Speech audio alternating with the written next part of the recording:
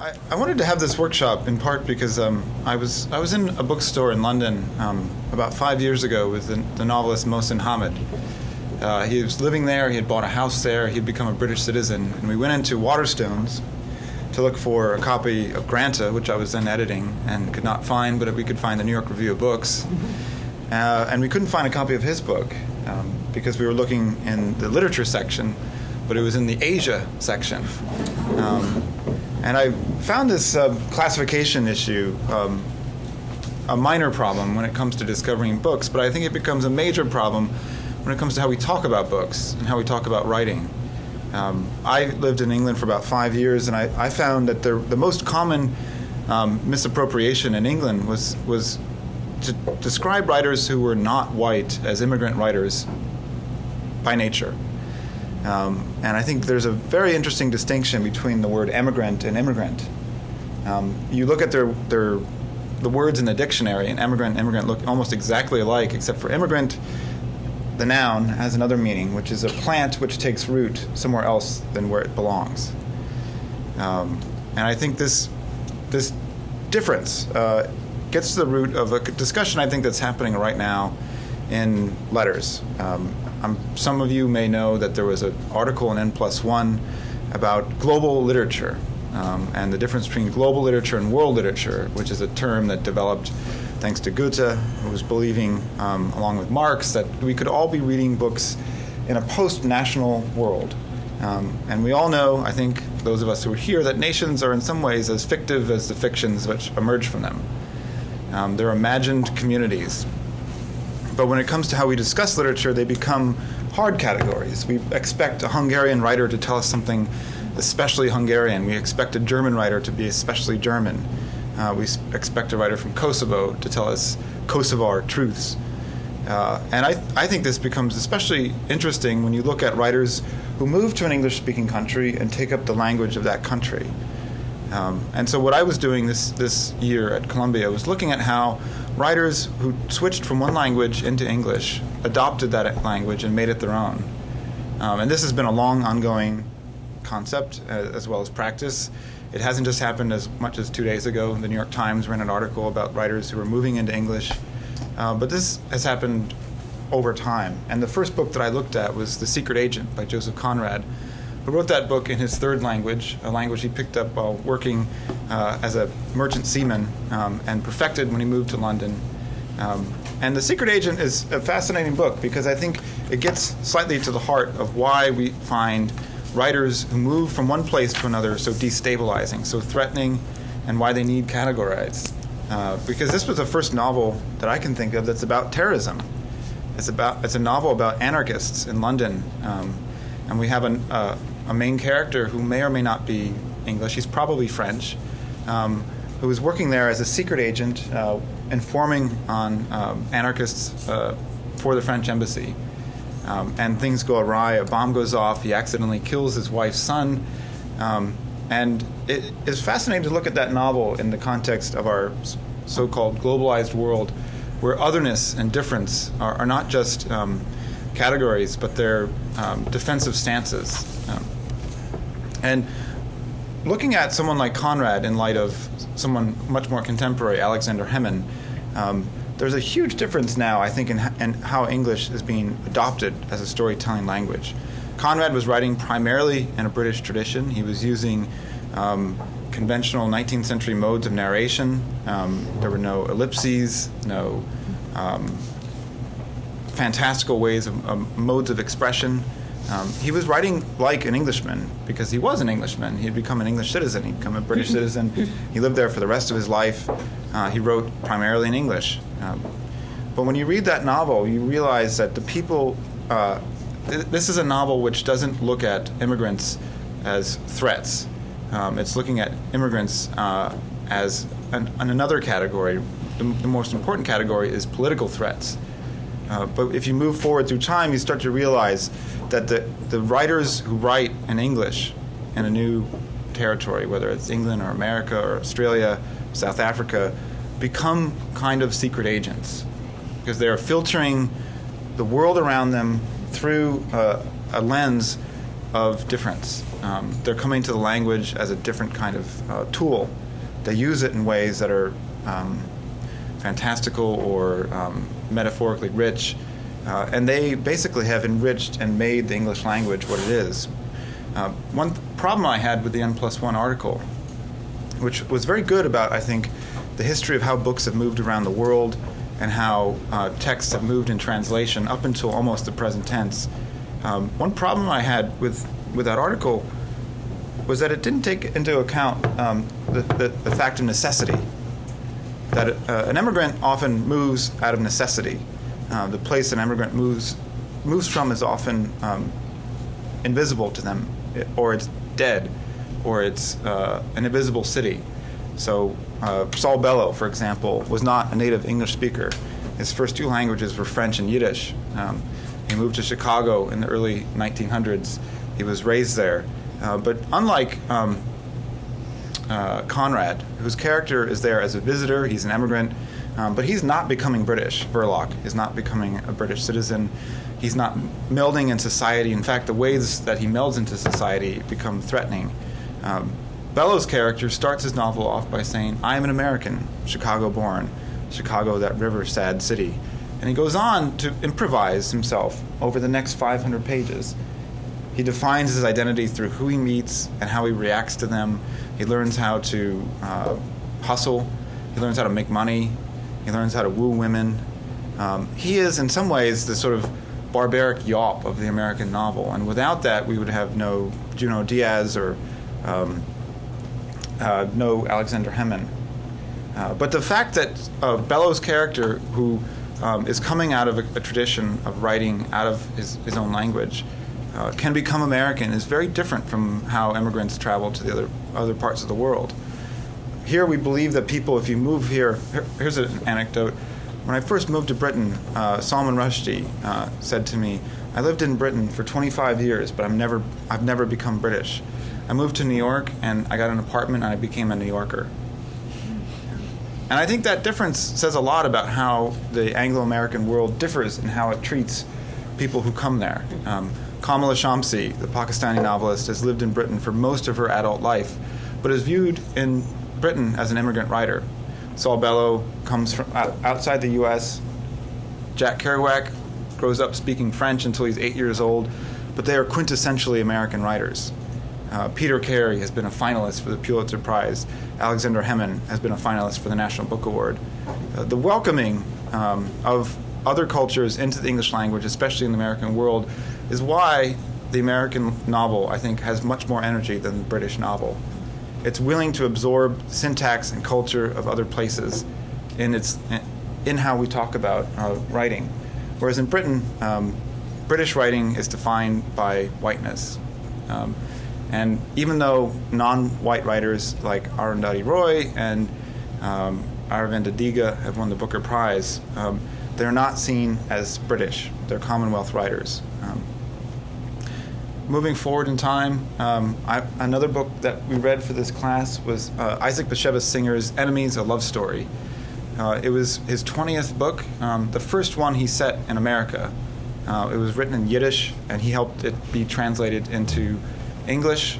He'd like to say that he could dictate his translations to his translator.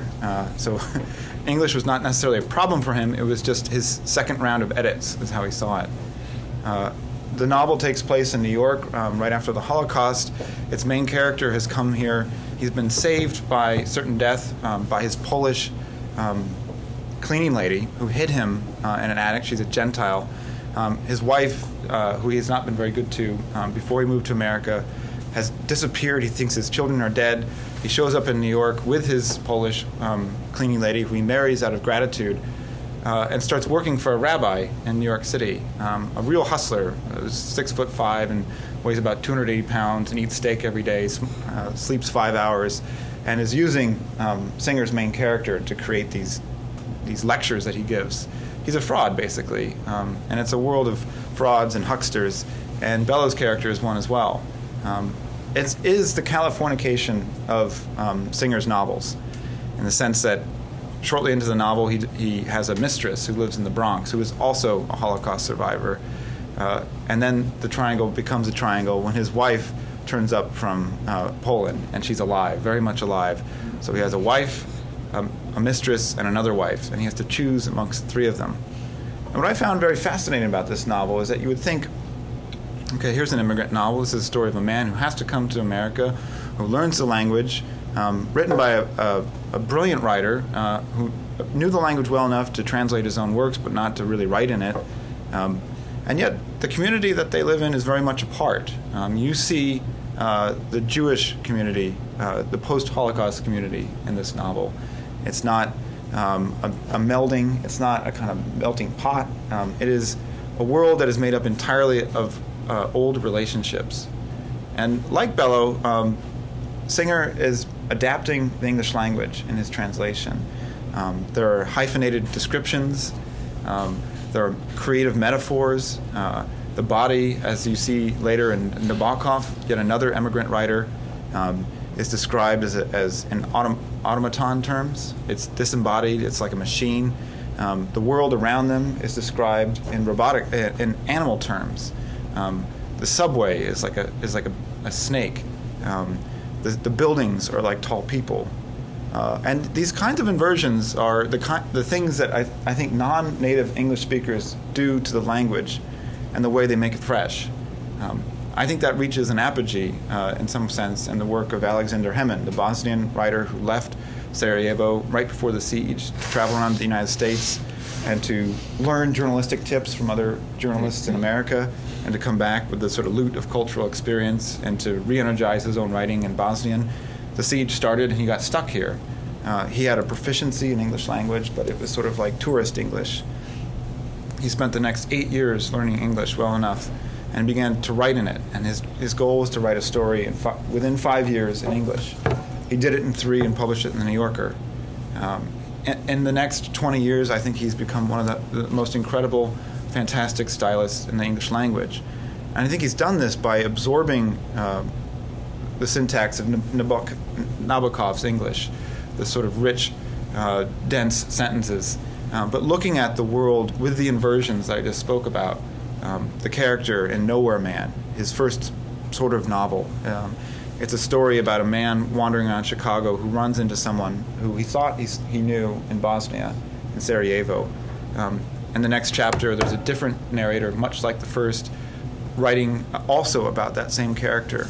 It's a series of fantasies about this man from Sarajevo who you see in a kind of crime fiction. You see him in a romantic story.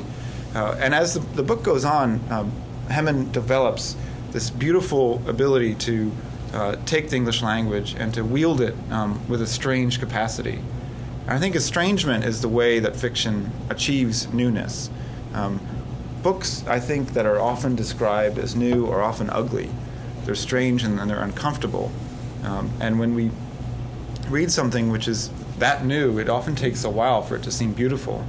But if you read Nowhere Man now, it is an extraordinarily beautiful novel because it takes this disembodied, lost sensibility of a man so lost that he has to imagine the fates of another man and makes it real. Later in this same chorus, I moved back to England because I think it's very... England because it had an empire, had a much larger wave of immigrants than America did. Also, up until about 1960, which is probably not that well known, we had quotas in this country. And so if you were from Iceland and you were trying to get into the United States, you were running up against a quota which set as a fixed percentage the number of people who could come into the United States as of 1890 who were already from Iceland, which was 2% of that population would be allowed in. So if there were 1,000 people in the entire United States in 1890 from Iceland, that would allow 20 people from Iceland to come in up until 1960, when a senator from Brooklyn pushed a bill through and changed that. And I think that radically altered the makeup of the United States. Britain was dealing with this much, much sooner because it was an empire. And the empire doesn't just strike back, it moves back when things change. Yes? Yeah. You said United States, Britain has more immigrants than the United States, like everybody here is an immigrant. So how do you define immigrant? Do you mean first generation? generation? I'm talking about people who were born elsewhere and decided to move So into first generation. yeah, the first generation.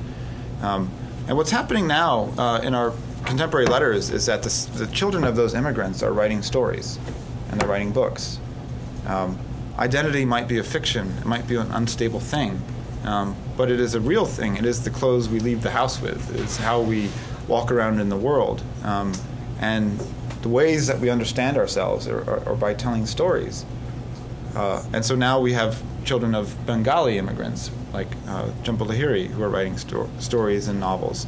We have children of Chinese immigrants who are writing stories. We have Chinese first-generation immigrants, like Ha Jin and Yun Li, who take very different approaches to the English language. Ha Jin is a poet, and so he works imagistically. He has a rough energy to his writing. Yun Li moved to the United States and knew English well enough to study biology at the University of Iowa. She was going to become a doctor, and because she was in Iowa, she figured she should write a novel because everyone in Iowa writes a novel. But she chose as her guides William Trevor and Alice Munro, two writers who are smooth and compressive, writers who decide that the nature of a story, the fatality and tragedy of a life is not necessarily in the sentences, but it's in the arc of a life. So comparing writers, creating a category of immigrant writers is sort of a misnomer in the sense, because they all wield and use the English language differently. Yun Li does not see herself as an immigrant writer. Ha Jin does. And that's one of the problems we have with discussing these writers as a group. What's more interesting is how they use language differently. And that's basically the nature of a writer. It's how they use language to create a fiction, to create a dream. Later in the book, in this class, we took up an Arabic writer named Alaa Dean. He has a wonderful new book, which is set primarily in Beirut. The character is a translator. She's been working on a translation every year for the last 30 years, never publishing them.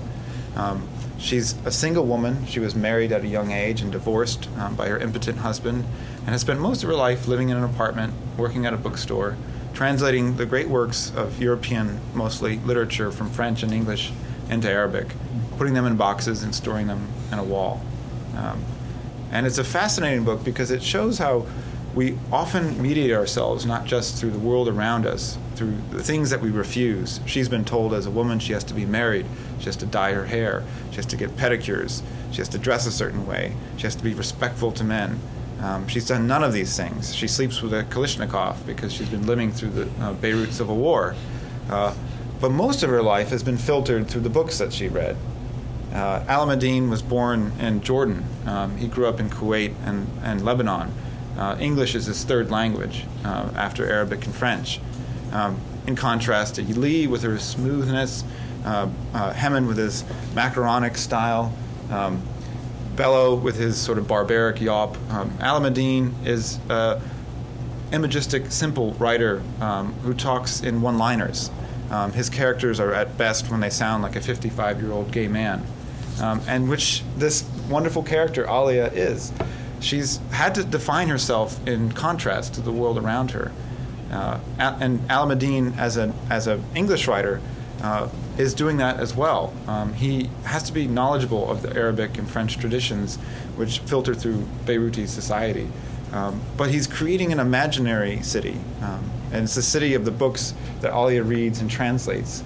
It's the city of the past of Beirut that she lives in, because the world around her has gradually begun to mean less and less. The book is set in the present tense, and she looks around at the characters and the people on the street, the people that didn't live through the Civil War, and they're like ghosts, when in fact she, in reality, is the main ghost. So this was a tiny slice of all the different writing that's happening, I think, now in English by writers who didn't learn that language to start with. And I spent long enough in England to realize that there was a comment made about the American novel by Camus, which is that the American novel American novelists are different because they don't believe they have to be intellectuals. And you could say that is a strength and a weakness, that we don't have novels of ideas here. And that is, I think, one primary weakness to our fiction. But the strength doesn't come from the fact that we're not intellectuals. The strength comes from the language, the way that the language is constantly bootstrapped off the street into the fiction and changes the nature of what can be called literary. And I think that trajectory runs through these books, but it also goes back to Whitman. I think it got a big second breath from Kerouac and Bellow. I think Toni Morrison changed the nature of the vernacular that we talk about as literary. And I think Junot Diaz now, in the ways that he uses Spanish and its rhythms and its syntaxes, its slang and idiom, and has filtered that into the short story and the novel, has given the American novel a second breath. It gives it another sound to react against within itself. So once you read Junot Diaz, I think it's very, very difficult to read someone like Marilyn Robinson and not consider the fact that that is an imaginary language, just as Diaz is an imaginary language. There is no nationalist fiction here because the nation is too big and multifarious. And fiction is about individuals and it's about relationships. And so this idea that we can have one novelist, which is an often desired form, which you can see in the pages of book reviews and literary magazines, who will speak from and tell us about what it means to be American, is one of the biggest fictions of our literary culture at large. It's why someone like Jonathan Franzen, who is a wonderful novelist and a great storyteller and a very elegant stylist, I think, cannot be representative of America. It's not just the fact that he's white, it's not just the fact of who is a character in his books. It's the fact that America is the sum of all the different voices which are within it. And so I think when it comes to describing what makes American fiction strong, you have to think about all these different sounds. And to call them immigrant or to call them immigrant is really sort of beside the point.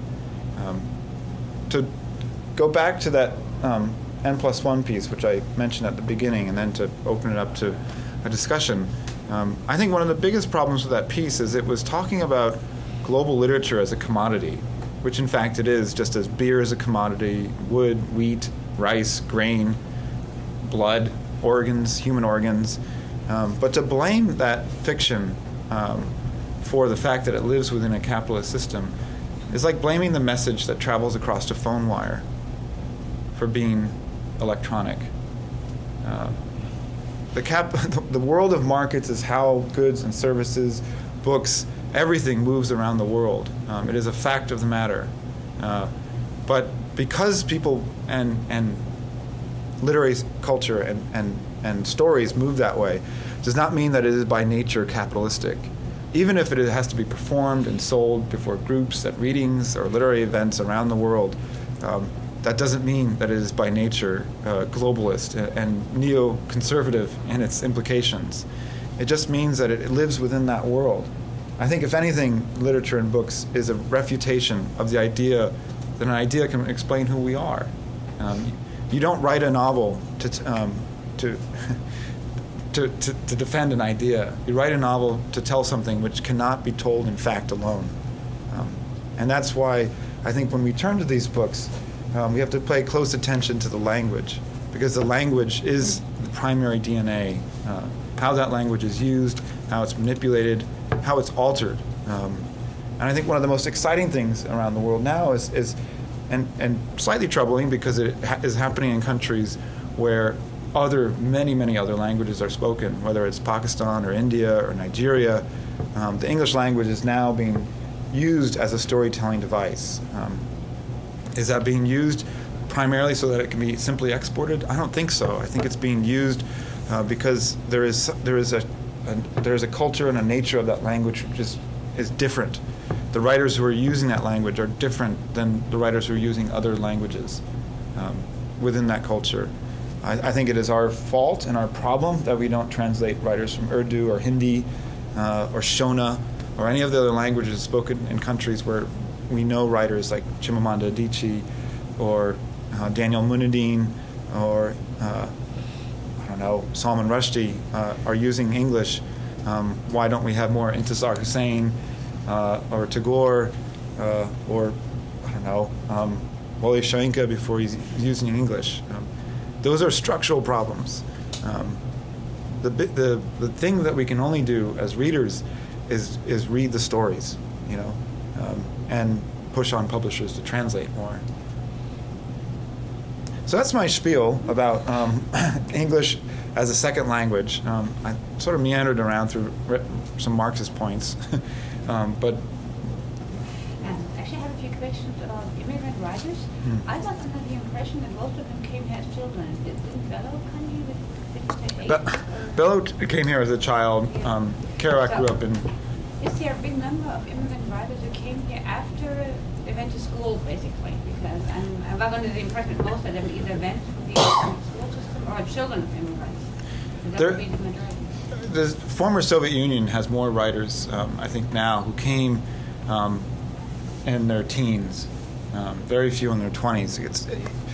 We all know it's extremely difficult after age 6 to learn another language. It gets more and more difficult. So what we're seeing in people who write in English are people who have their formative childhood years somewhere else, but then come to the United States, learn English, and adapt with English as their functionary language, and then tell stories in it.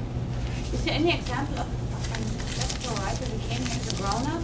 And I don't mean directly after World War II, because that's kind of different. Well, Hemin would be the primary example, because he came here in 1992 when he was 32. That's Nabokov.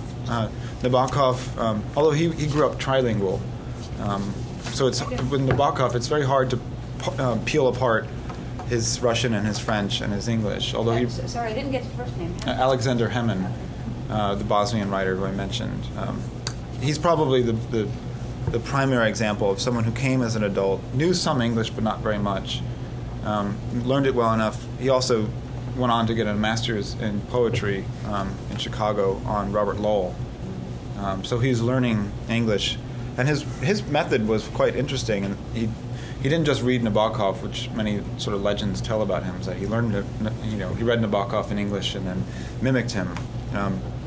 He reread everything he had read and liked in English, which had a huge range. It was everything from Conrad and Nabokov, but up to Jay McInerney. A book which he liked in his 20s, but then, like many of us, probably don't like it. And you read it a little bit later. What about Khaled Hussaini, Afghan writer? I don't know what his. He lives here. He lives here, but he left. His father was a diplomat, and he grew up partly in Paris. So his family left Afghanistan, moved to Paris, moved back, and then left in the 70s and wound up in California. And my guess is that if his father was a diplomat, he was probably growing up bilingual, but I don't know the answer to that. Why is the adoption of a new language so often presented as a change of identity? I do not think so. You spoke of several Nabokov and so on, who had several ones in this Arabic. So it's just a compartment of ourselves that is has a potential to be filled by something new, and the whole thing then forms the identity. Here's this article 2 days ago in the New York Times. That's right, yes. So they think it was a big momentous step to become somebody else or so. Why? I mean, I was born and raised in Germany, but I lived many more years in Paris, and now many more years here in New York. At home we speak Russian. So what would be my identity? I would crack if I had to change identities all the time. Do you have different personalities in those languages? Pardon? Do you have different personalities? No, I don't. I think it's just part of my personality. It's just one more facet. It's a bit. I wouldn't be me if I had less. I speak 9 languages, and I'm Ukrainian. And Can you speak louder, please? I lived in Russia, and I grew up in Germany and Spain and Italy, and 9 years in London, now in New York. And it's all complementing. It's making Exactly. a personality. It's actually opening more possibilities. Exactly. Yes. No, I feel a little bit like this. I have different. I grew up in Germany as well. I have a slightly different identity in Germany than in English, but I can adapt my German personality to English, depending on the situation. The Mexicans have a saying, para saber otra lengua es crecer otro alma. To learn another language is to grow another soul. You must be very complicated. I would say the more languages you speak, the more human you are. Yeah, I think so. Well, the imagination, I think, is very closely tied to our ability to articulate in a language. Yehuda Amichai, I think, said, the imagination is the muscle of empathy. And I think our imagination is very closely tied to our ability to put something, thoughts or stories, into a language. So the more languages you speak, I think, technically, although I'm not sure that this is always true, the greater your ability to imagine what it is to be the other. And I think that is also enhanced when you start telling fiction, when you start telling stories, because the nature of a story, I think for a writer, is the attempt to imagine someone else, even if that person is largely based on you.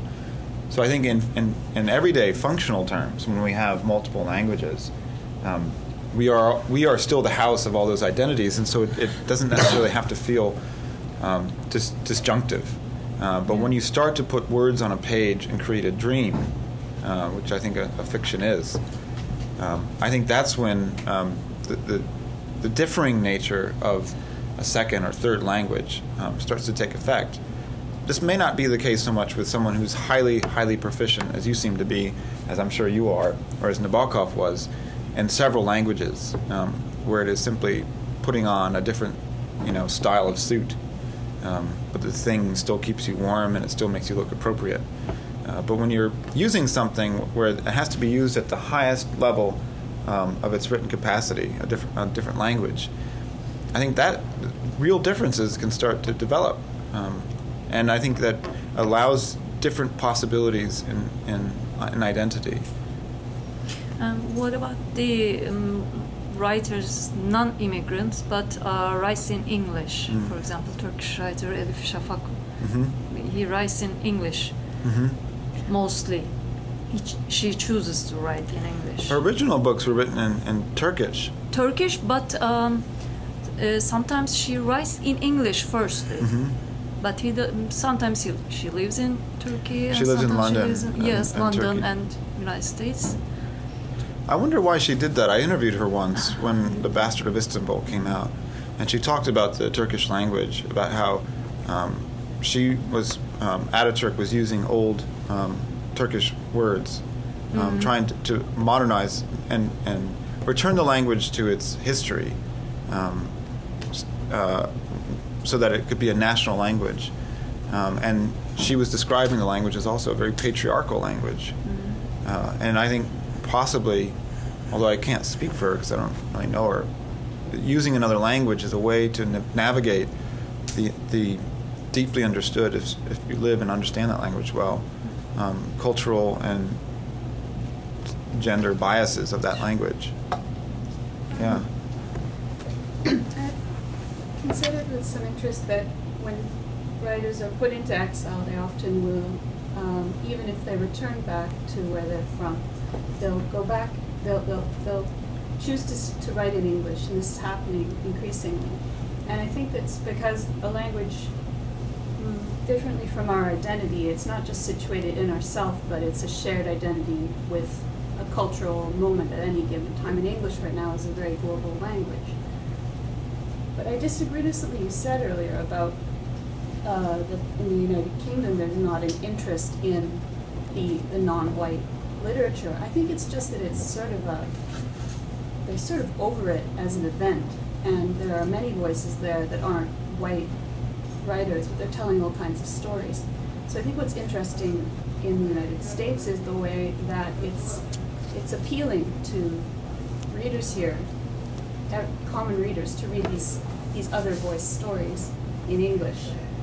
But what I'm wondering is that will obviously come with strengths and weaknesses. The strength being that there's a market for this stuff. The weakness being that there's then a demand for a certain kind of appealing voice, a certain sound to the American immigrant or other voice. And I'm wondering, in this world where a lot of people are choosing to write in English for all sorts of reasons, not just marketability, what do you think about the underrepresented voices? And how can we put our ear to that more? And how can we find more of that stuff? So it's not just like in the UK where the big prizes are generally given to the typical voices. How do we pay more attention? Are you talking about other voices writing in English, or other voices using other languages that are then possibly translated into English? Primarily, I think other voices writing in English, because this is a new culture. I think this is a new global phenomena. I know I'm a poet primarily. There's a bunch of Eastern European poets that are choosing to write in English first because they want to be part of the global. It's not just language, it's about culture. The internet is fairly English-based, so how do we draw a broader attention? How do we ourselves read more of an alternative English language? Let's just start with that, right? In the States or in the world? I think there's a contradictory sort of curiosity that we have when we read a writer who's not from where we're from.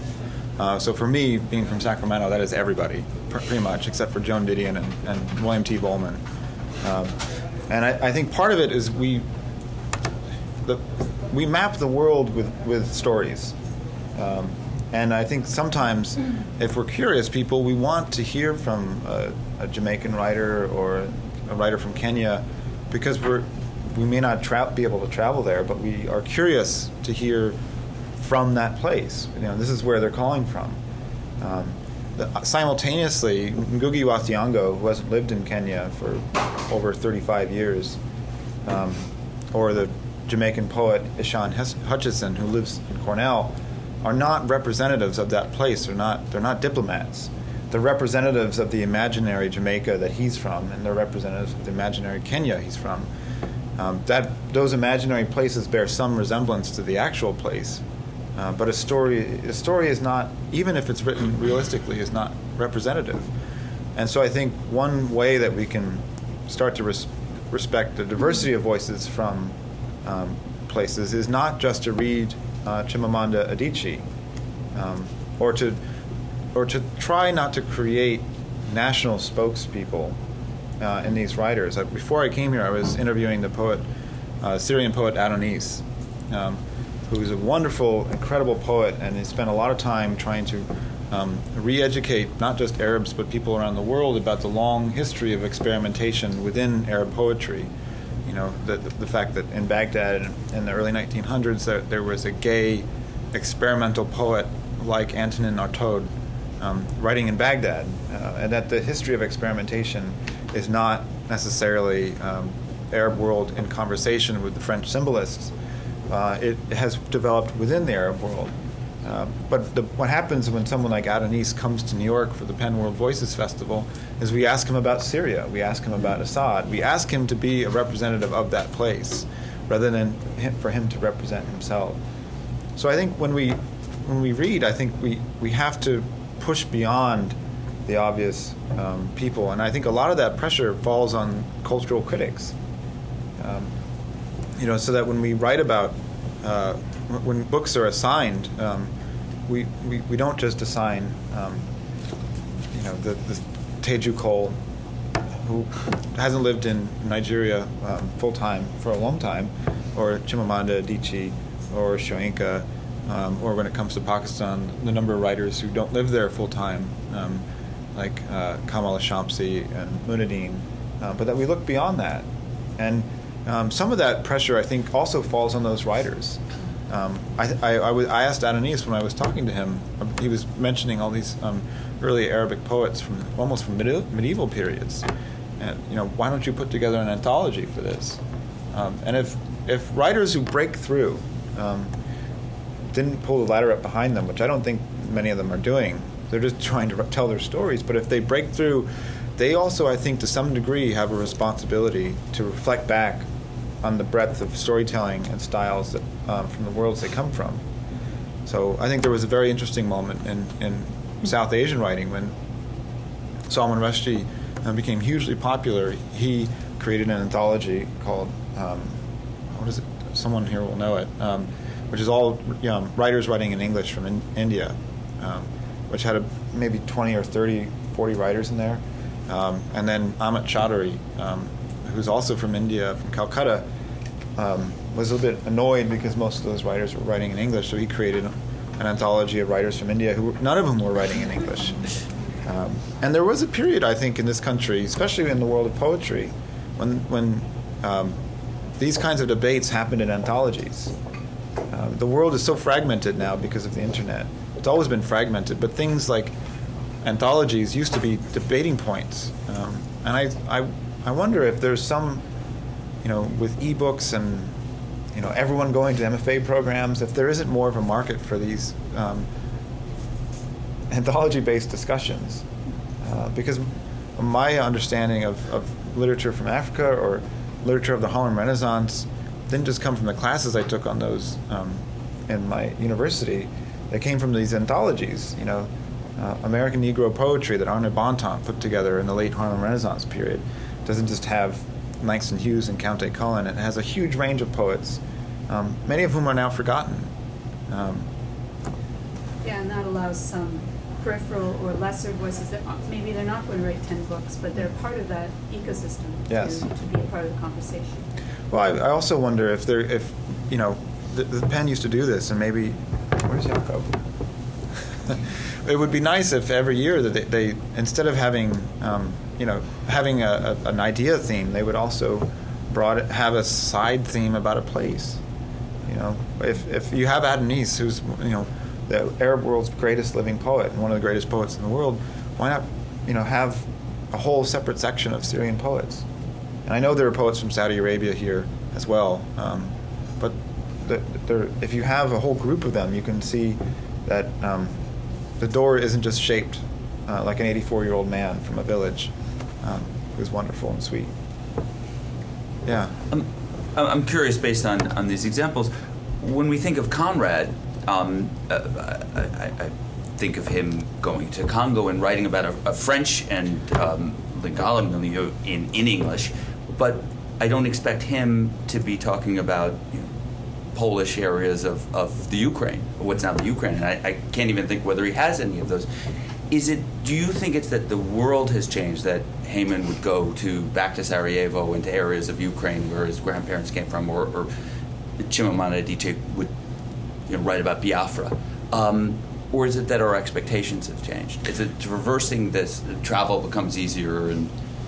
Well, I think it's both. I mean, I think travel has become easier, but to some places, especially for Westerners, it feels scary.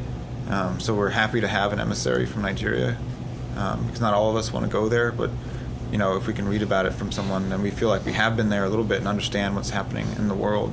I think all the writers who've become successful, no one was saying, can we please have a great Nigerian writer? She made herself essential. And then on top of that, I think we start to apply the projection of what we want from a Nigerian writer upon her.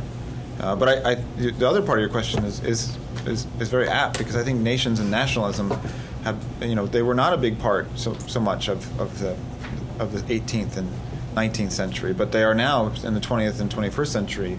They've become a deep and problematic way of the world organizing itself, even with the UN trying to intervene in ways successful and not. I think we are constantly seeing the world through those boundaries and through those optics, and we're constantly looking for ways to erase them. And I think reading is simultaneously both. There are also trans-border writers like Gloria Ansaldúa, who write sort of half in Mexican and half in English. So I think there's a kind of non-national kind of way of writing, that there's a fluidity of languages. I think those people can be very disruptive to the normal dialectic too. I mean, that N+1 piece jumped up and down on Michael Ondaatje's back, which seems like a strange back to kick. But I think part of the problem with Michael Ondaatje is he spent most of his adult life in Canada as Sri Lankan, and is a trans-bordered writer, although I'm sure his passport is Canadian by this point. In my observation, and please correct me if I'm wrong, there are two types of successful literature which are, I'll start with Immigrant. You either have immigrants who come to the United States and write about their experiences in the States as immigrants or in their community, or you have Americans who are going abroad and writing about what they're experiencing abroad. But what you really don't have are immigrants who are writing about their own home country as a successful. I mean, Hussaini is an exception, but other than that, I'm not really seeing it. Except, like, you write about Old Town London, I don't think it's a very good place. But other than that, like real places, I think, I think Yian Li's, all of her books to this point have been set in China, except for the most recent novel, which begins in Yian Li, which began, all of her books have been set in China, except for her new novel, which begins in China, and then her characters wind up in the United States, and it goes back and forth. And as this gentleman mentioned, Chimamanda Adichie, it goes back and forth. A lot of her latest novel, Americana, is about Nigerian Americans going back. Alexander Hemin's, not The Question of Bruno, but Lazarus Project, is about a Bosnian man going back to the Ukraine to... I'm talking about becoming really successful. I don't know if these books exist. Yeah. Well, I guess Hussaini would be the primary... Yeah. I mean, but he's in a category of 20 of people that have sold over 4 million hardbacks. And it would be great if Alexander Hemin could sell that much. And I don't, I think some of those things are flashpoints, because America was in a war with Afghanistan, with the Taliban, which may or may not be Afghanistan, depending on who you talk to.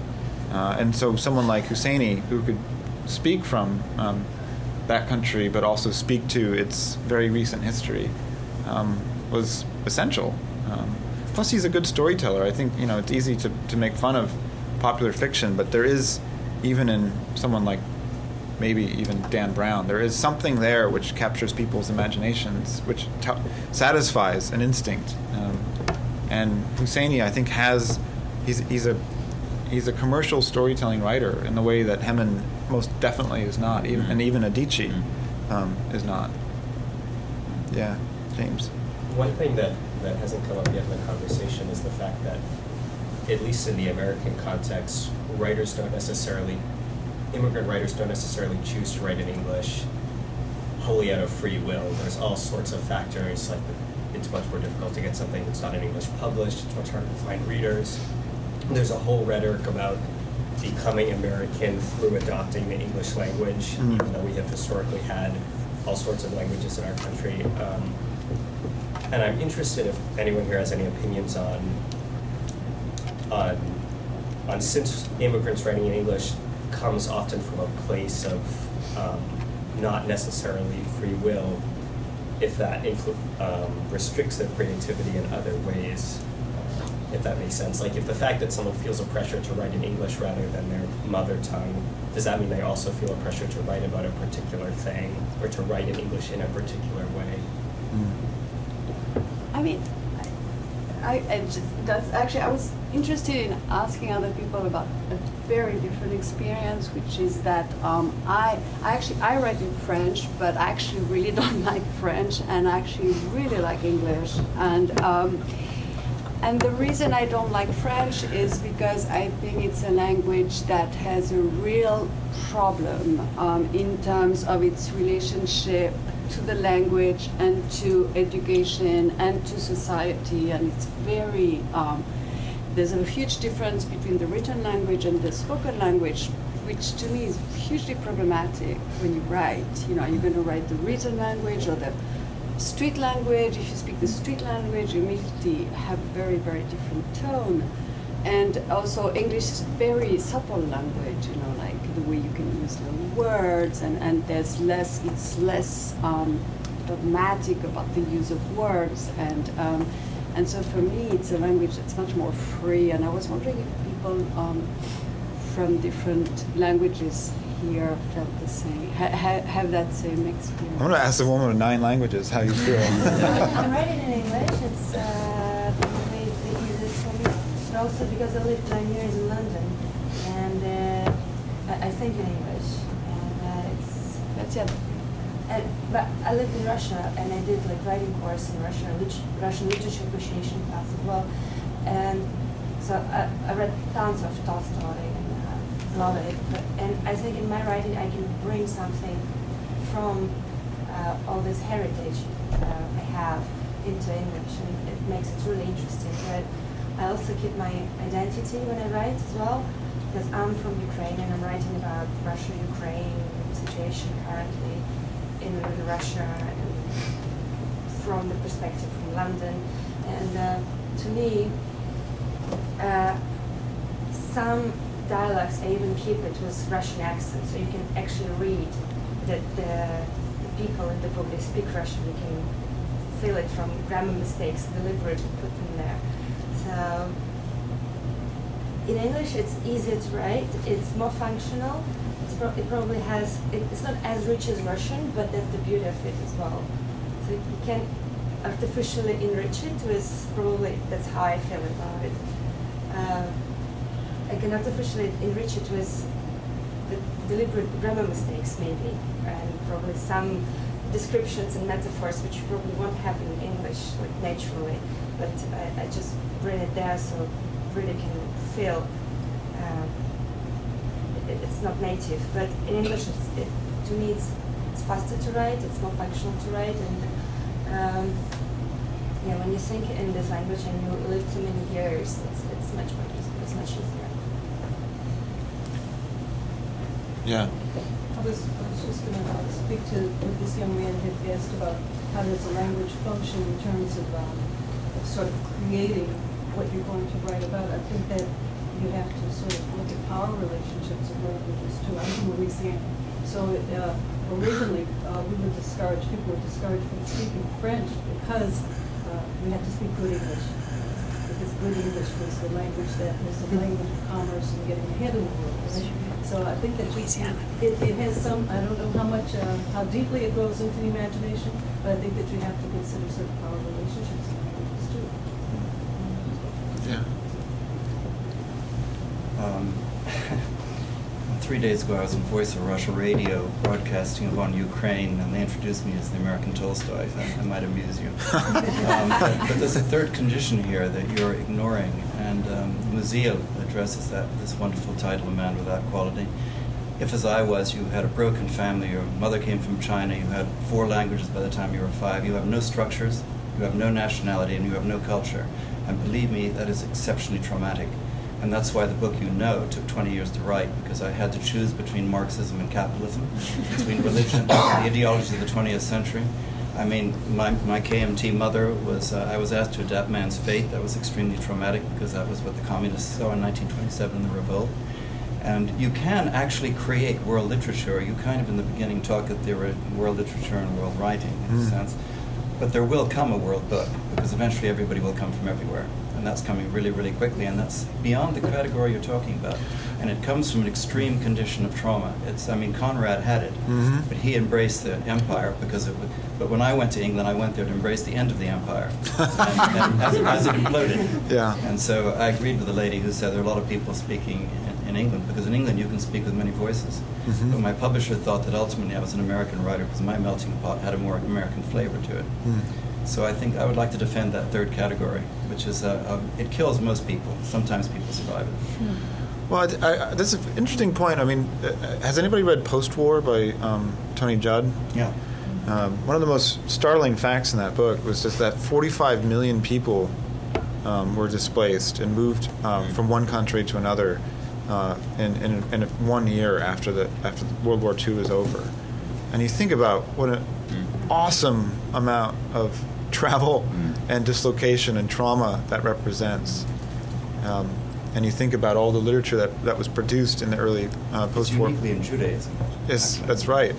And I think that we are entering, because of, you could disagree with this idea, but because of the destructive capacities of nation building and capital markets, we're entering a period of constant migration, which I think America is, because it's a superpower, is uniquely absorbing, but it's also uniquely blind to, especially for people who grew up here.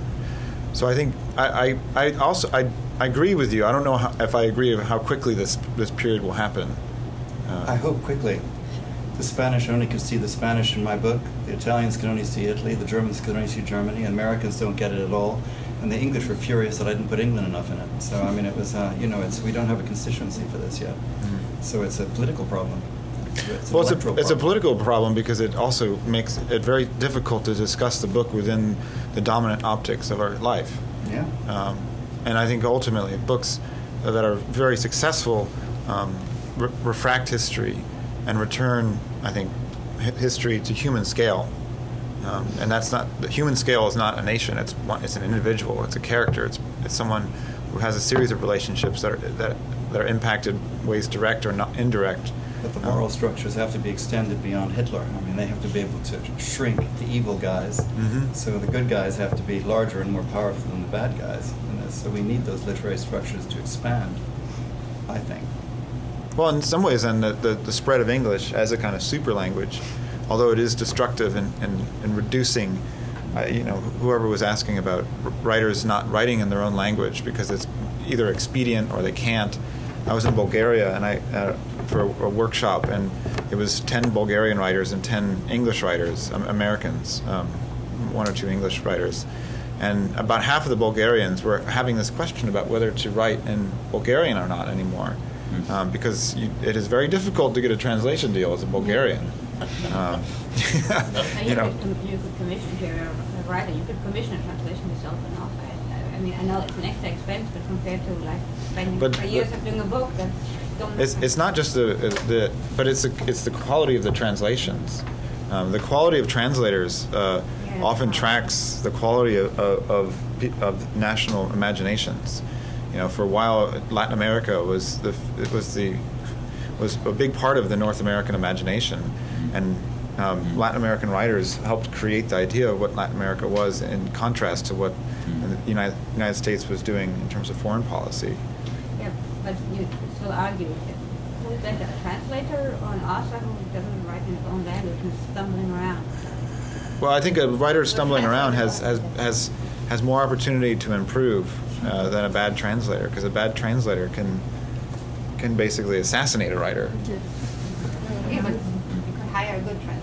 Yeah, I mean, when it starts to get very interesting when you think about, like, what if you're a Bulgarian writer? What is your opportunity to get translated into Swedish or Norwegian? If you want to get translated into Swedish, you have to be translated into English first. So it would make sense. And Yugi Wationga wrote Wizard in the Crow in both Kikuyu and in English. Yes. But he said as many people are going to read it in Kikuyu as read it in English. I mean, it's a big book. He translated it back himself, didn't he? Right. He has this is a fabulous Kenyan novelist who lives in Irvine, California, and he's created a language institute there, which is about the preservation of smaller languages. And countries like Norway, which are deeply oil-rich, have the ability to protect the equivalent of trade protection measures, in the sense that in Norway, if you publish a book that is 60% Norwegian in whatever capacity that means, every bookstore has to carry at least 1 copy of it, and every library buys 2 copies. And so they are, in essence, protecting their language from extinction. And it is much, much harder for countries that don't have the income or the social dialogue to recognize the importance of that gesture. I think they're underestimating. If you're a Bulgarian living in Bulgaria, how would he ever learn this kind of English you need to actually sell a book on the American market? That's not done overnight.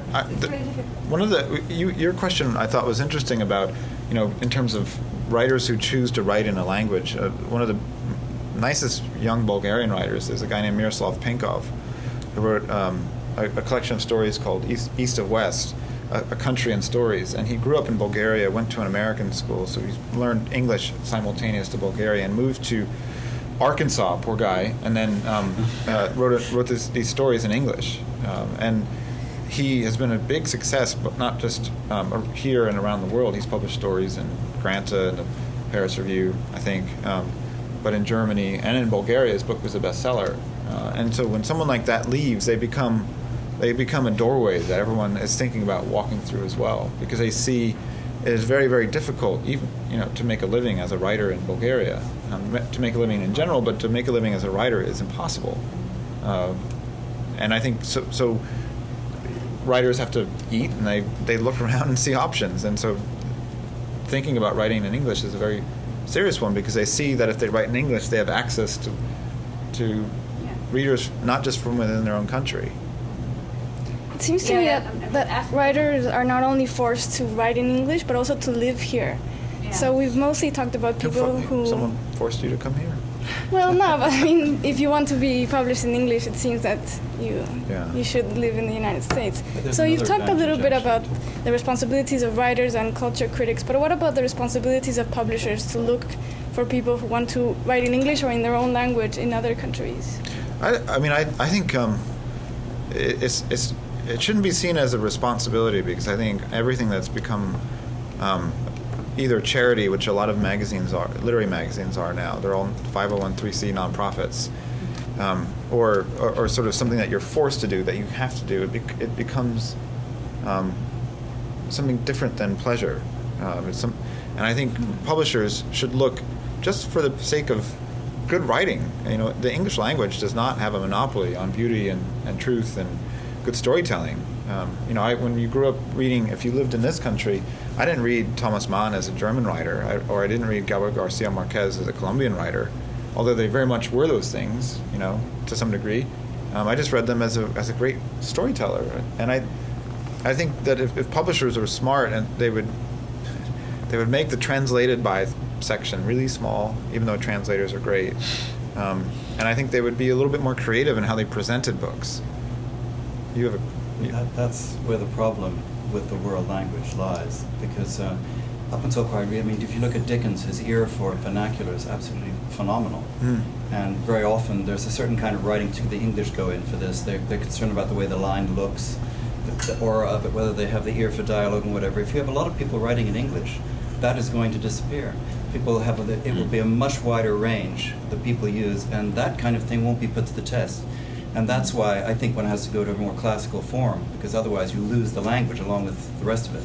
I mean, there's an awful lot of wonderful populist American writing. I mean, it works with Garcia Marquez, but I mean, it's hard to imagine it working on the world scale, because you can't get that kind of, people will not recognize themselves in the work, which is what I've seen, if they don't actually hear, their own language in some way, in the music, not the actual, the grammar of the language, not the meaning.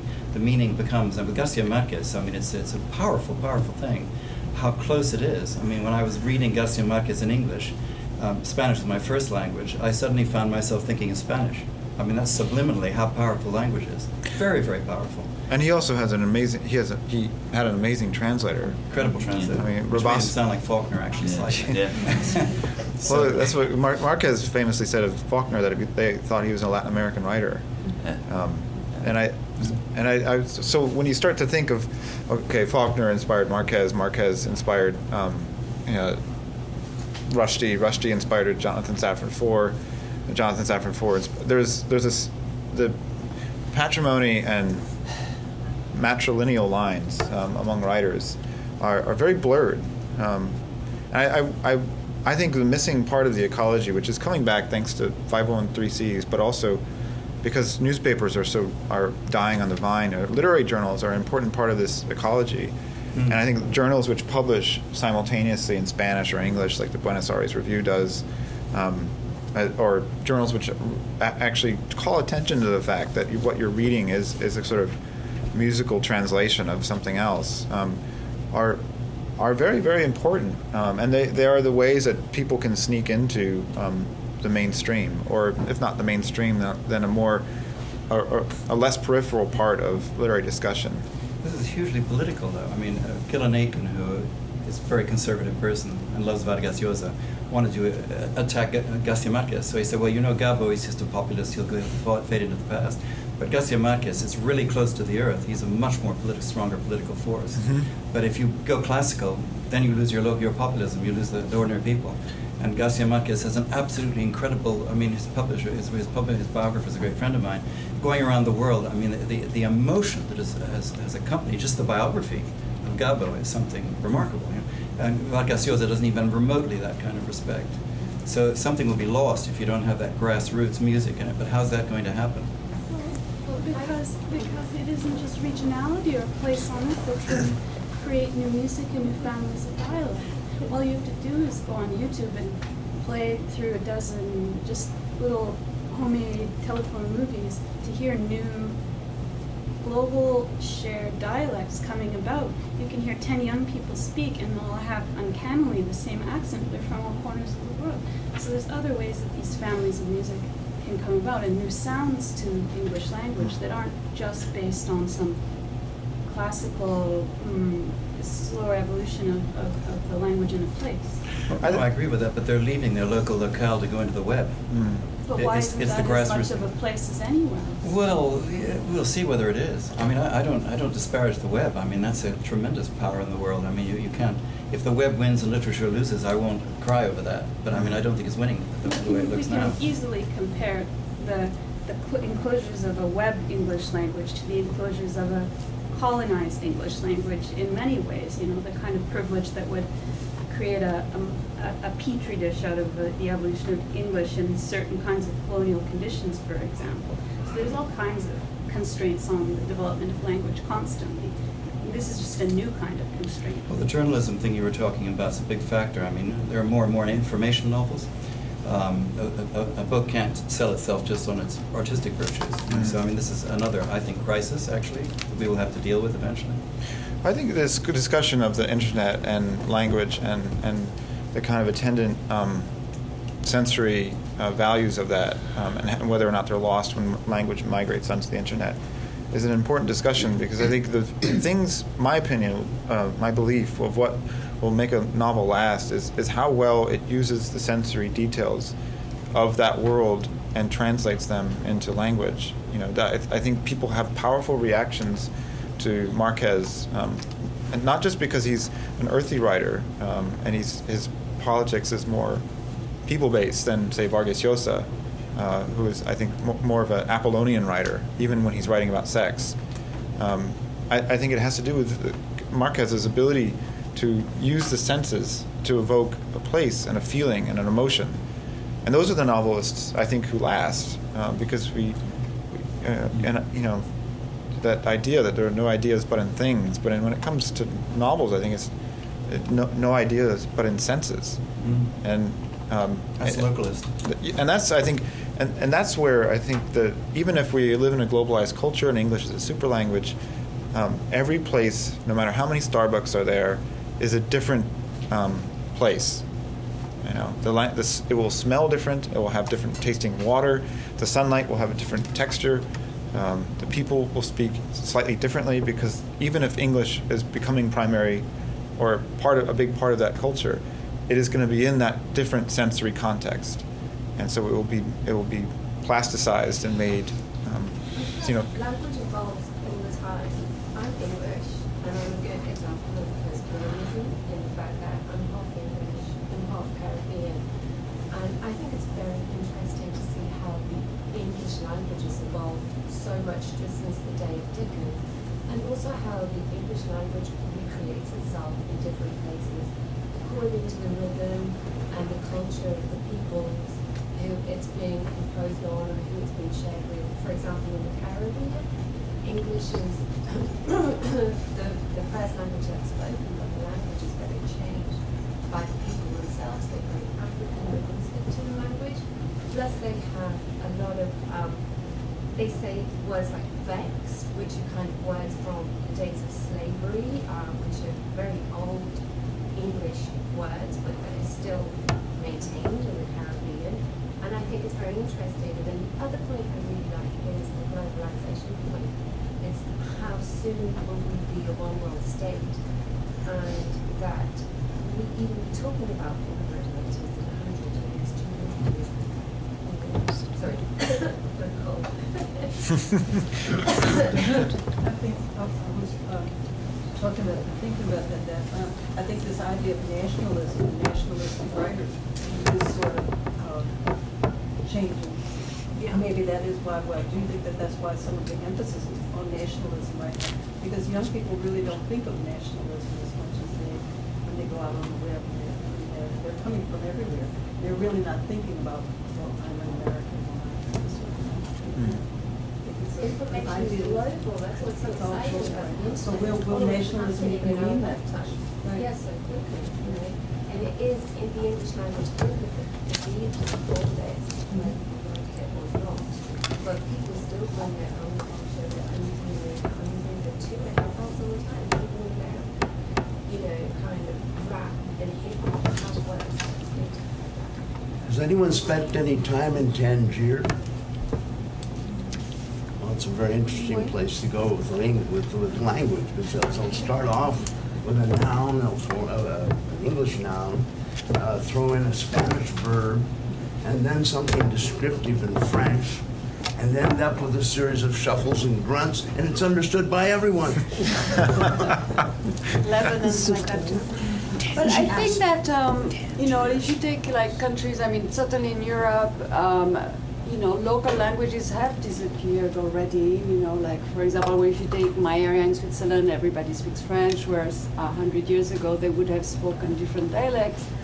And, that's likely to happen around the world. I mean, I use English in Switzerland to speak with other people who speak German, and that's also why people in Africa are writing in English, because they will speak to actually more people within their country.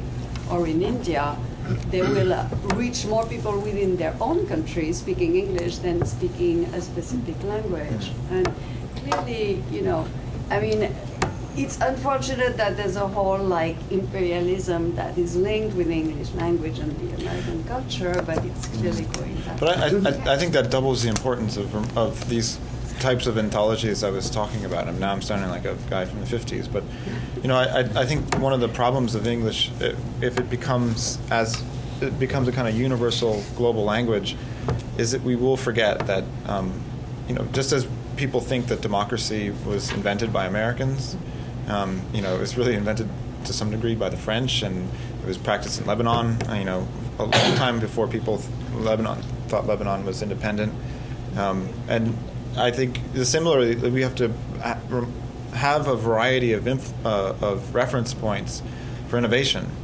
That just as modernism was happening in Europe, Arno Bontemps was writing a modernist novel about a slave revolt in Louisiana in the 1930s. And I think Joyce is sort of the quintessential figure, like the one of the world that you, I think we're going to move to, which is an Irishman living in Trieste, thinking himself back to Ireland while also speaking several different languages and learning Norwegian so he could read Ibsen. Someone like that is hugely influential, but there are lots and lots of other forms of innovation throughout time. And I think as English is spread, I think it will be important for, like in the Caribbean, Derek Walcott imported the English language tradition and poetry back into a sort of creolized language and created something eternal and beautiful in the way that he was using the language that he grew up with as well as the forms that he learned at university to make poetry. And I think this, as long as the language isn't moving only in one direction, towards non-native speakers, I think that it can be a healthy thing. Your hand has gone up and down and stopped. Yeah, I don't know. I was thinking about, I know a lot of us are pushing towards language kind of becoming ever more concrete, ever more one thing, but I don't know. I think as you were arguing, I'm going to argue for locality. Like, even if you go to Philly and you teach in Philly, kids will use the word bougie. Like, words come up all over the place. They grow all the time. And I think everywhere you go, there's going to be, I don't know, their own localities that grow, and I just wanted to push up against that. That's all. I still would like to go back to, let's say you're a grown-up. So you're not a child immigrating with your parents to America. You're a grown-up. You live in some foreign country, or you might live in the United States. Wouldn't you still be better off with a good translator instead of working yourself into finesse of English language? I don't know. I think it all depends on the person, to be honest. Look at, one of the hottest writers in the world now, within the world that we all, I assume, live in, because you're at this workshop, which is the small hyper-literary world, is Carl Knausgaard, the Norwegian novelist, who writes in Norwegian, and he's written a kind of 5 or 6 volume novel called My Struggle, and yet he's being translated and discussed, and he didn't decide to write it in English. He wrote it in Norwegian in his language, and he's doing just fine, and has a powerful agent. That has been done by the publishing house. That's been done. I don't know how that's happened. But as a writer, you can do it from scratch. You just came up somebody who's... Well, I also, not to go back to the 1950s again, there are lots of things wrong with that period, but I think one of the exciting things, at least for American poetry of that period, was that all of the great or very good poets, most of them were translators as well. Robert Bly was translating Transtromer, as well as lots of other people. W.S. Merwin was working in a comical array of languages with assistance from other people. But his first collection of assorted translations had 14 different languages in there, of which I think he spoke about 3. And I think the dialogue between writers, which happens with through a translator, or just between a writer and a translator who's also a writer, can be hugely important, because you teach each other things about the language that you don't know. If you weren't a native speaker of English, will you write in English? Well, we suppose that you migrate to United States, for example, but you are not a native speaker of English. Will you write in English, or you choose your own language? I don't know. I think first my name would be Jean. I don't. It's hard to imagine. I think those are. I think that to answer that question is as hard as imagining another me, in a way. Like if you had the opportunity to do a novel in French, would you write it yourself in French, or would you rather rely on somebody? I would try to write it in French. I took 8 years of French, and I speak it very, very poorly, and not at all, which everyone tells me when I go to North Africa or French. It's so bad. I was trying to interview Adonis in French, and he kept switching to his English. I would try it, because I think when you use a different language, I think you're both enriching your own imagination, but I think you're also you will do things that you wouldn't necessarily do in your own language. In which do you dream? Oh, I only dream. Anyone. Shouldn't that be the language that they would be? Yeah. What do you dream in 9 languages? When I lived in Germany for 5 years, I dreamt in German. Yeah. And in fact, that so affects your personality. Like all my books were in alphabetical order in Germany. And then from Germany I moved to Spain, and it all became chaos. London is very functional, And when I lived in Russia, I dreamt in Russian.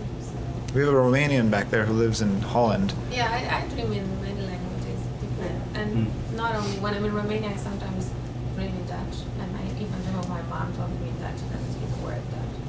So it's I don't know how my brain works, but I dream in all the languages I speak. All in the same dream, I suppose? Sorry? No, I don't really remember dreaming. For me, sometimes it happens within the same dream I switch. There's no subtitles? I thought if I dreamt the same dream, it would matter. No. One dream, just go from one place. I guess we're not dreaming in a language. We're just dreaming with the culture, I guess. Well, here's not to really melt your noodles, but like, do you think you actually are dreaming in a language, or do you translate when you wake up? What a series of associations and images. Your partner can tell. Yeah. I speak German because the native language comes back with revenge. I prefer to write in English or French, but the native language comes back, and I think it's rather interesting linguistically that my big problem are always prepositions. And I think this is representative of the different cultural groups' way of perceiving the world, and particularly spatial prepositions. I never know what to put at, to, upon, towards. I always get my prepositions wrong, or I don't know what to do with them. It comes in the native language. It wouldn't happen to me. And also, I have the shortest stretch of my life I was in Germany. But the prepositions are so revealing for the differences in different cultural groups of the perception of the world. Maybe as well as directional language, all of our sense of space and how we move forward or backwards, and time even as a spatial metaphor forms the way we think. But still, when we dream, I like to imagine that there's something primarily sensual about dreaming, and that it's just like real life, where we try and engage with the sensual experience through any tools we have, including language. So if you can speak a little bit louder, please. Just that if dreams are like real life, at least that's how I experience it. When we dream, it's a primarily sensual experience, and that in dreaming we, just like in real life, we try to engage with it through the tools of our minds, including language. but I find it interesting to think about how that space we're navigating in our dreams is shaped by language and prepositions, directions, Prepositions is strange things like that. For years I would dream I would be reading my dream. It was all text. Has that ever happened to anyone else? I think it's we haven't considered languages that aren't written down and all the languages that are going to be lost and all the Native American, First Nation American languages. I don't know what the literature is, but when the languages disappear verbally and maybe the poetry disappears, and where is the literature and how to hang on to those languages? I mean, people have to make choices about which languages are going to survive. Maybe Algonquin will survive, and a whole lot of other languages that are like Algonquin are going to disappear. Well, culture which is not written down usually disappears. I mean, even Homer was written down, thank God. You know. I'm wondering, to an extent, clearly this is a rapidly globalizing world. Languages are disappearing hundreds at a time. But in terms of the Faulkner example of him being picked up by Gabriel Garcia Marquez and others, I don't know how many of Cervantes' effect on world literature didn't come through medieval Spanish. It came through translations at the time. The Bible being translated in 18th, 19th century English, King James Bible. I'm wondering if some of these patterns are simply a speeding up of existing trends that have been going on for millennia. Well, I think it's a misnomer to think that we are living in a newly globalized world. I mean, the Dutch traders were navigating the world, and the Portuguese and Spanish traders were navigating the world. Before that, the medieval world had its Islamic traders. The Sistine Chapel was painted with aquamarine, which was fetched from Afghanistan by traders. So I think what we have now is a metaphor for globalization, which is capital markets and the internet. And I think what we're trying to do is create a story about that, which is that our world is speeding up, and that we're newly connected. And to some degree, we're not newly connected. We're just more connected and faster. And the difference, one of the main differences, is that we have access to more information than ever before. You can, it used to be that newspapers from London, which were sent to, South Africa, would take several weeks to arrive, and they would be 3 weeks or a month old by the time. Now you can read English newspapers. You can read about the trial of Oscar Pistorius live on the Guardian website, if you care to, which I have and have not done. Or you can watch it live. Or you can watch it live. You can watch him throw up in real time. And I think that changes our nature of. You were talking about prepositions in space. I think that changes what we think of as space. I'm not trying to sound airy-fairy here, but it also changes what we think of as time. When the telegram arrived and news and information could travel by the telegram, American newspapers became enormous and full of sort of news of earthquakes in Calcutta and stock market changes in England. And eventually, several American newspapers in the Midwest, of course, decided to on principle, shut down their telegraphic information tools because they started to lose contact with how much, or they didn't have a sort of framework with which to decide what news mattered because they were overwhelmed with information and news. And I think in the world that we're talking about now, we have to make choices about what matters. And I think all of us have had this experience. We're like, okay, I was following the miners in Chile. I was definitely following the airplane in Malaysia, but the fire in Thailand. No, I can't. Just one leap too far. And similarly, I think we have a similar problem when it comes to writers from around the world. I think it's not just about marketing. It's not just about Chimamanda Adichie's attractiveness.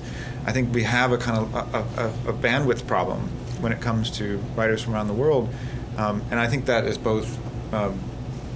Information sorting, and it's also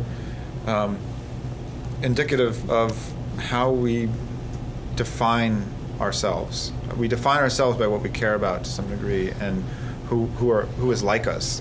And in a world where we have a lot of choices for whom to do of to do that with, we have to make some decisions. We define ourselves by what we ignore. Yes, that's a good book. You should write that book. But we lose our common references. There is too much accessibility to too many things, and everybody does something different. So if we have a conversation, we cannot refer to the same thing. It's a dating problem. John Leonard has an essay on multiplying the number of books it would be possible for him to read in a lifetime, and making the judgment accordingly. You have you may choose a totally different book, and then we cannot speak about the same book together. But every book is different because every reader is different. Yeah. You know, but you have no common reference because there are too many to the same level of education to have different things. So you can have a dialogue because you have no common reference if there's too many options.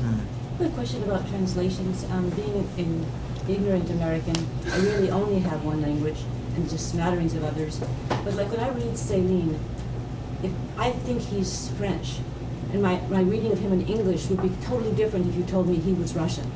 I don't have Russian, but it matters. I think I'm reading English from a Russian. Yeah. And if you told me he was from South America, I would be completely disoriented. No, but I mean the choice, an excess of choice gives you... Is it the words, or is it the culture? What am I responding to? Yeah. No, but I just mean the choice, a lack of common reference is a very big problem nowadays, I think. Be grateful it's not the San Fernando Valley. The problem came up with Virginia Woolf, with Orlando, and with Borges, what we use Borges, because Virginia Orlando, she discovers the library of a bookshop, and then she orders every book that's ever published. I mean, this is in the early 1920s, so I mean, it's not, I think it's not a new phenomenon, any problem of having, wanting to read all the books in the world and not being able to, and having to make a choice. Yeah. But this, we're about 2:30, so I'm not going to try to end on death, but like this is why I think mortality it gives her life meaning. If we could read every book that's ever been created, if we can read every newspaper. I had a friend who was addicted to newspapers, and he used to go to the college library after breakfast, and every day eventually towards the end of the semester he would spend all day in the library reading newspapers from different American cities. And he would start to read just the news, then he would read the obituaries, then he'd read the sports. Wow. And it was a kind of mania for information. Wow. And I think, James's point about we have these novels of information. Information is the least important, I think. Unstructured. It's unstructured data. And I think what novels are great about doing is structuring the drama and the chaos and the onslaught of data in our lives, whether it's relationships and politics and our ethical system. In some cultures, the ethical systems only come from the religion, and I think that's that is what it is. But the novel, I think, as a secular form, is giving us another set of ethical tools, with how to judge the world and society. And I find it interesting that we had this discussion about what languages you dream in. Because I think the greatest thing about the literature is that it is a way to dream against the dream. It's not just America which has an American dream. I think all nations have some sort of narrative of what they are and who is not them. It is, we're talking about we define ourselves by what we ignore. Nations define themselves by their borders and who they let out, and who they don't let in. And I think the novel, implicitly, even if it's glossed with nationalist readings and things of that sort, it will always fight against those type of boundaries because it's primarily created by a system, the unconscious, which, even if it dreams in one language, ignores those things.